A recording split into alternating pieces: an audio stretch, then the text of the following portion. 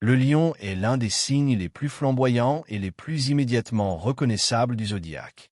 Pour le comprendre dans son essence la plus profonde, il suffit de regarder son astre gouverneur, le Soleil. Pas une planète parmi d'autres, pas un astre secondaire qui reflète la lumière d'un autre, mais le Soleil lui-même, le centre absolu de notre système solaire, autour duquel tout tourne. Cette réalité astronomique dit tout sur la nature profonde du lion. Il est fait pour être au centre, pour rayonner, pour attirer à lui la lumière, l'attention et la chaleur. C'est sa nature fondamentale, son moteur intérieur, la boussole qui oriente chacun de ses comportements et de ses choix. Toute la vie du lion, dans ses grandes lignes, s'organise autour d'une question centrale. Comment faire pour être au cœur de l'attention? Pour concentrer sur soi l'intérêt, les regards, les flatteries et les admirations? Cette quête n'est pas superficielle ou vaine. Elle est viscérale, existentielle, aussi naturelle pour lui que de respirer. C'est sa raison d'être profonde, son élan vital. Et pour y parvenir, le lion est capable de déployer des trésors insoupçonnés de charme, de délicatesse, de diplomatie, d'intelligence relationnelle et de savoir-faire social. Tous les moyens sont bons, et ils sont nombreux, pour atteindre cet objectif fondamental. Être le premier, le plus beau, le plus fort, le plus brillant, le plus admiré. La tradition astrologique distingue deux grands archétypes de lions qui s'expriment différemment mais partagent ce même moteur central. Il y a d'abord le lion de type Hercule, celui qui s'impose par la force, la puissance et la domination physique ou sociale. C'est moi le plus fort, c'est moi qui ai raison, c'est moi le plus riche, le plus tout. Ce lion-là ne cherche pas à séduire. Il écrase, il domine, il impose sa présence de façon frontale et sans équivoque. Puis il y a le lion de type Apollon, celui qui rayonne par la beauté, le charme et la séduction. Ce lion-là s'impose non par la force brute mais par le magnétisme naturel, par cette capacité à briller que l'on retrouve dans l'image du roi qui entre dans une pièce et dont tous les regards se tournent spontanément vers lui. Ces deux archétypes coexistent chez la plupart des lions, avec une dominante qui varie selon les individus et les contextes. En tant que signe de feu, le lion partage avec le bélier et le sagittaire cette énergie vitale brûlante, cette passion qui s'exprime de façon directe et sans détour. Mais là où le feu du bélier est impulsif et guerrier, et celui du sagittaire philosophique et expansif, le feu du lion est royal et théâtral. C'est une chaleur rayonnante, une lumière qui éclaire et réchauffe tout ce qui l'entoure. La joie de vivre, l'enthousiasme, le peps, l'élan vital, cette capacité à illuminer une pièce rien que par sa présence. Voilà ce que le feu signifie chez le lion.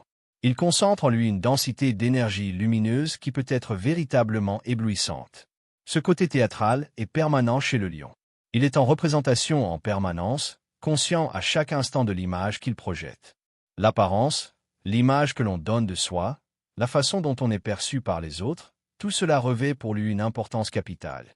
Il veille à donner la meilleure image possible en toutes circonstances, à soigner sa présentation, à contrôler son apparence. Cette préoccupation pour l'image extérieure n'est pas vanité gratuite. Elle est intimement liée à son besoin fondamental d'être reconnu et admiré. L'une des caractéristiques les plus savoureuses du lion est sa sensibilité extraordinaire à la flatterie.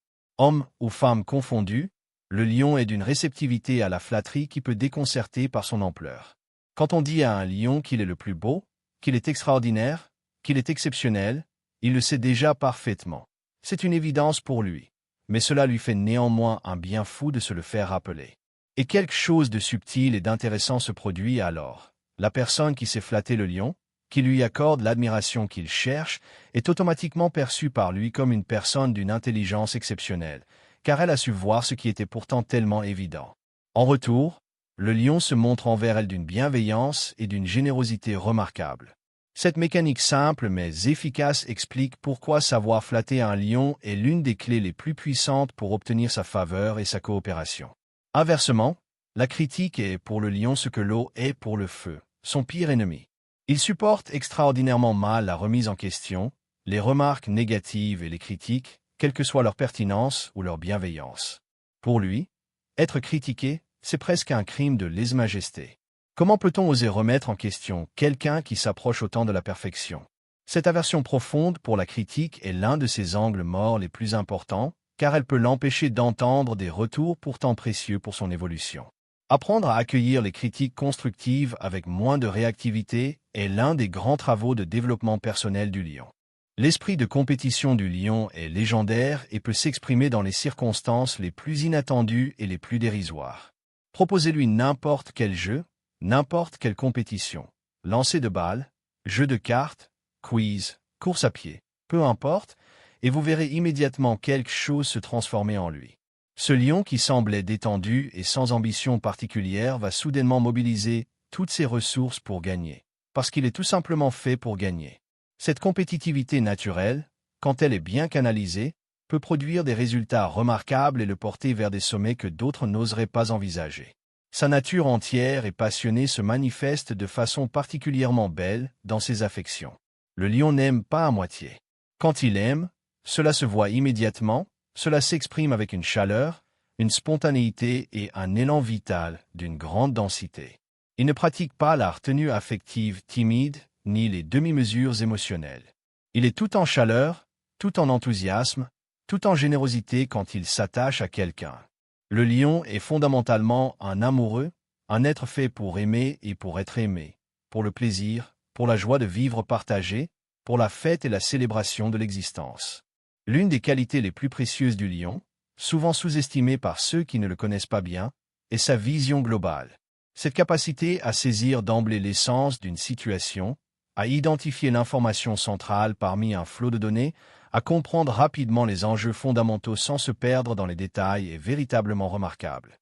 Dans une conversation qui dure une demi-heure, le lion va immédiatement identifier ce qui importe vraiment, écarter ce qui est secondaire et saisir l'essentiel avec une rapidité qui peut laisser perplexes ceux qui sont habitués à travailler de façon plus méthodique et analytique. Cette vision d'ensemble fait de lui un stratège naturel, capable de voir les grandes lignes là où d'autres se perdent dans les détails. Napoléon Bonaparte incarne parfaitement cette dimension stratégique du lion. Ce génie militaire qui a redéfini l'art de la guerre, cette capacité à embrasser la totalité d'un champ de bataille d'un seul regard et à prendre des décisions rapides et décisives. Voilà ce que la vision globale du lion peut produire lorsqu'elle s'allie à l'ambition et à l'intelligence tactique. Il est intéressant de noter que le lion possède statistiquement l'un des coefficients de réussite les plus élevés du zodiaque, preuve que cette combinaison de charisme naturel, de vision stratégique et de volonté de briller produit des résultats concrets et mesurables. Une observation curieuse mérite d'être mentionnée. Dans la nature, c'est la lionne qui chasse, qui nourrit le groupe, qui porte véritablement la vie de la troupe sur ses épaules. Et de façon tout aussi paradoxale, les femmes lions semblent souvent manifester une endurance, un courage et une puissance de travail supérieurs à ceux de leurs homologues masculins. Le lion mâle, lui, a davantage tendance à reproduire le comportement de son équivalent sauvage. Il peut passer des heures à se reposer, à s'exposer au soleil, à économiser son énergie, pour ne la dépenser que lorsque l'enjeu en vaut vraiment la peine. Cette sélectivité dans l'effort n'est pas de la paresse, c'est une forme d'intelligence stratégique qui consiste à ne mobiliser toutes ses ressources que pour les objectifs qui méritent vraiment cet investissement. Quand l'enjeu est à la hauteur, le lion peut déployer une énergie et une vitesse stupéfiantes. Le lion est un leader né, et il est important de bien comprendre la distinction entre chef et leader. Un chef donne des ordres et on obéit. Un leader, lui, a le talent d'être aimé, estimé et apprécié au point que les autres veulent naturellement le suivre et œuvrer pour lui. C'est précisément ce talent que possède le lion, non pas imposer son autorité de façon frontale, mais créer autour de lui une attraction naturelle qui fait que les autres convergent vers lui, veulent lui appartenir, cherchent à entrer dans son cercle et à lui être utile. Cultiver cette dimension de leader plutôt que de chef est l'un des grands enjeux de développement du lion, et quand il y parvient, les résultats peuvent être extraordinaires. Sa lucidité sur les gens et les situations est une autre qualité remarquable. En quelques instants, le lion peut évaluer avec précision qui va dans son sens, qui pourrait être un allié et qui représente un obstacle potentiel. Cette rapidité de jugement, combinée à sa vision globale, en fait un excellent stratège des relations humaines. Il comprend instinctivement les dynamiques de pouvoir et sait naviguer dans les environnements sociaux complexes avec une aisance naturelle. Il faut maintenant aborder la face moins lumineuse de ce signe solaire. Il convient de le faire avec l'honnêteté que le sujet mérite. Le premier défaut notable est l'orgueil. Le lion peut avoir du mal à admettre ses erreurs, Cette admission représente pour lui une forme de capitulation incompatible avec l'image de perfection qu'il projette et dans laquelle il croit souvent sincèrement. Cette difficulté à reconnaître ses torts peut créer des situations bloquées et des tensions relationnelles inutiles, car l'entourage peut se sentir floué d'une reconnaissance qui ne vient jamais. Dans sa forme la plus problématique, le lion peut tomber dans un sentiment excessif d'avoir droit à tout, de mériter des égards particuliers que les autres ne méritent pas. Ce type de lion considère que les règles communes ne s'appliquent pas à lui, qu'il peut appeler les gens à n'importe quelle heure, exiger des services sans réciprocité, prendre sans donner. Quand cette tendance s'exprime sans frein, le lion peut devenir véritablement épuisant et toxique pour son entourage. Cette configuration, heureusement minoritaire, représente ce que le lion peut produire de pire. Le narcissisme est également un trait qui peut s'exprimer de façon problématique. Le lion est en permanence préoccupé par lui-même, par son image, par ce que les autres pensent de lui. Dans sa version saine, cette préoccupation produit un soin de l'apparence et une attention à la qualité de ses relations qui sont plutôt des qualités. Dans sa version pathologique, elle peut conduire à une incapacité à prendre en compte réellement les besoins et les existences des autres, tout absorbé qu'il est dans son propre rayonnement. Sa relation à l'argent mérite qu'on s'y arrête. Le lion est l'un des signes les plus dépensiers du zodiaque. Il aime ce qui brille, ce qui est beau, ce qui est de qualité, ce qui impressionne. Il peut claquer des fortunes pour maintenir une image, pour se faire plaisir, pour offrir des cadeaux spectaculaires. Cette générosité peut être touchante et sincère, mais elle peut aussi conduire à des situations financières délicates quand les revenus ne suivent pas l'appétit de dépenses. Ce goût pour l'ostentation et le beau est difficile à réfréner car il est intimement lié à son identité profonde. Le besoin de validation extérieure constitue peut-être la fragilité la plus fondamentale du lion. Derrière tout ce rayonnement, toute cette assurance apparente, se cache souvent un manque de confiance en soi qui peut surprendre. Le lion a besoin qu'on l'encourage, qu'on le valorise, qu'on lui confirme régulièrement sa valeur. Sans cette nourriture affective et narcissique, il peut se sentir vide et perdre de sa brillance. Cette dépendance au regard de l'autre est son talon d'Achille, la fissure dans la cuirasse dorée. Sur le plan amoureux, le lion est un être de paradoxes intéressants.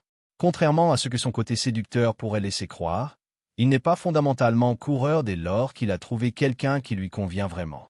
Quand il rencontre un partenaire qui sait lui accorder la place centrale qu'il désire, qui flatte son ego avec sincérité et habileté, qui entre dans son système d'admiration mutuelle, le lion peut devenir un partenaire stable, fidèle et même sédentaire. Il aime son confort, ses habitudes, ses rituels, la chaleur d'un foyer bien installé. En revanche, si la dose d'admiration et d'attention vient à manquer, si le partenaire cesse de le nourrir de cette reconnaissance dont il a besoin, la situation peut se compliquer significativement. La clé du bonheur amoureux du lion est de se stabiliser dans un environnement riche en affection et en reconnaissance mutuelle. Sur le plan des compatibilités, les associations les plus harmonieuses et les plus difficiles méritent d'être examinées. Avec le bélier, on a deux tempéraments dominants et impulsifs qui peuvent s'électriser mutuellement. Ces deux signes de feu partagent une énergie, une vitalité et un sens du combat qui créent des étincelles. Mais la cohabitation de deux personnalités aussi affirmées peut aussi produire une guerre des tranchées permanente, chacun refusant de céder le centre à l'autre. Avec le taureau, la combinaison est complexe pour une raison simple. Le lion a toujours raison et le taureau n'a jamais tort.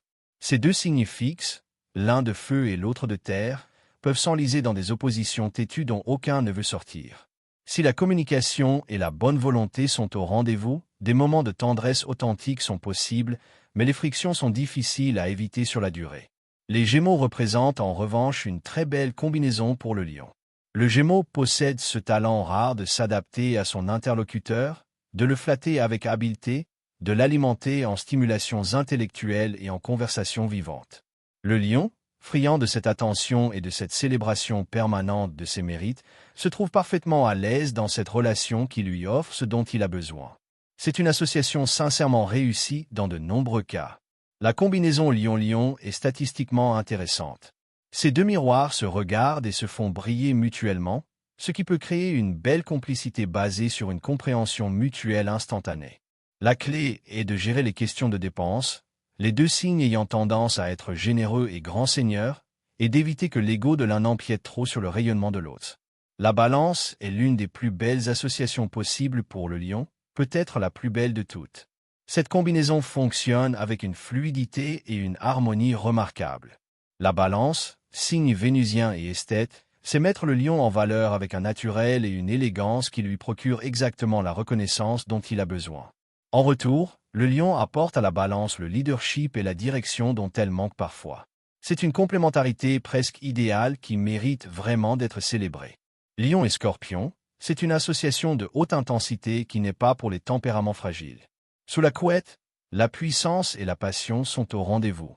Mais ces deux personnalités fortes, dominantes et orgueilleuses peuvent se chercher avec une obstination remarquable.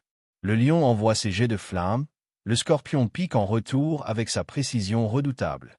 Quand ils sont dans une phase harmonieuse, c'est de la passion pure et concentrée. Quand ils s'affrontent, mieux vaut se tenir à distance. Cette relation exige une maturité et une conscience de soi que tous les individus de ces signes ne possèdent pas forcément. Lion et Sagittaire est une autre combinaison particulièrement réussie, presque aussi belle que Lion-Balance. Ces deux signes de feu partagent une chaleur, un enthousiasme et une vision de la vie qui se rejoignent naturellement. Le Sagittaire, gouverné par Jupiter, a ce don rare de mettre en lumière, de valoriser, de célébrer les mérites de ceux qui l'entourent. Pour le lion qui cherche précisément cette mise en valeur, c'est un partenaire presque idéal. Et le lion, maître à bord, apporte au Sagittaire la direction et le leadership dont cette nature vagabonde a parfois besoin pour se poser et construire quelque chose de durable. Lion et Capricorne, c'est en revanche le feu contre la glace. Il peut exister une complémentarité dans l'ambition sociale. Ces deux signes peuvent former un couple redoutable en termes de réussite professionnelle et de conquête du monde. Mais sur le plan de l'affectivité quotidienne, le Capricorne peut paraître trop froid et trop sérieux pour le Lion qui a besoin de chaleur et de démonstration affective. Ce n'est pas impossible, mais cela demande des ajustements significatifs. Lion et Verseau partagent un respect mutuel de l'indépendance qui peut créer une relation équilibrée et durable. Ces deux signes opposés dans le zodiaque ont suffisamment de caractère pour ne pas se fondre l'un dans l'autre, suffisamment de respect pour laisser à l'autre son espace de liberté. La complémentarité entre le rayonnement personnel du Lion et la vision collective du Verseau peut produire quelque chose de beau et de singulier. Lion et Poisson est une association plus subtile et plus nébuleuse qu'il n'y paraît. Il ne faut pas oublier que Neptune, planète de l'imagination, du rêve et de la sensibilité, est considéré comme un second maître du Lion dans certaines approches astrologiques. Il existe donc entre ces deux signes une sensibilité secrète, une résonance moins évidente mais bien réelle. L'attachement peut être profond, les conflits sont rares car le Poisson n'est pas dans la confrontation. La vigilance doit porter sur la part de rêve et d'irréalisme que cette association peut encourager. Il faut s'assurer que les projets partagés restent ancrés dans la réalité concrète. Le Lion est en définitive une des figures les plus lumineuses et les plus magnétiques du zodiaque. Ses forces, le charisme naturel, la générosité, la chaleur humaine, la vision globale, l'intelligence stratégique, le courage, la capacité de leadership, l'enthousiasme communicatif en font un être dont la présence enrichit et illumine l'entourage. Ces défis, l'orgueil, la difficulté à accueillir la critique, le besoin excessif de validation, la dépense et l'ostentation sont des terrains de travail personnel qui méritent une attention sincère. La clé de l'épanouissement du Lion réside dans cet équilibre subtil entre le rayonnement naturel qu'il est en droit d'exprimer pleinement et la conscience des besoins et des existences de ceux qui l'entourent. Un Lion qui a appris à rayonner sans écraser, à être au centre sans vider les autres de leur substance, à recevoir l'admiration sans en devenir esclave, est véritablement une force de la nature d'une rareté et d'une beauté exceptionnelle. Car le Lion, quand il est à son meilleur, ne se contente pas de briller pour lui-même. Il illumine tout ce qui l'entoure et donne à ceux qui ont la chance d'être dans son cercle le sentiment d'exister plus pleinement, de vivre plus intensément, d'être eux-mêmes plus vivants en sa présence. C'est là son plus beau don, et c'est pour cela qu'on lui pardonne volontiers ses petits excès de lumière.